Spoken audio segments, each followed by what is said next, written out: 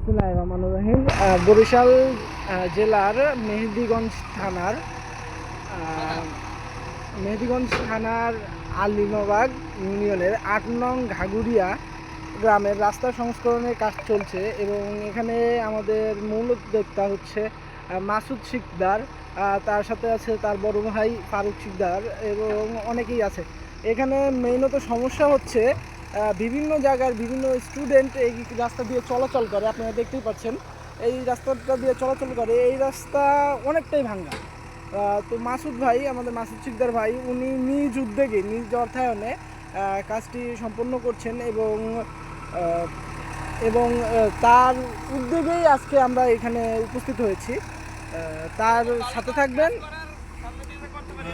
সাথে থাকবেন এবং তাকে এমনভাবেই কাজ করার জন্য উদ্যোগ করবেন ইনশাল্লাহ। আল্লাহ হাফিজ।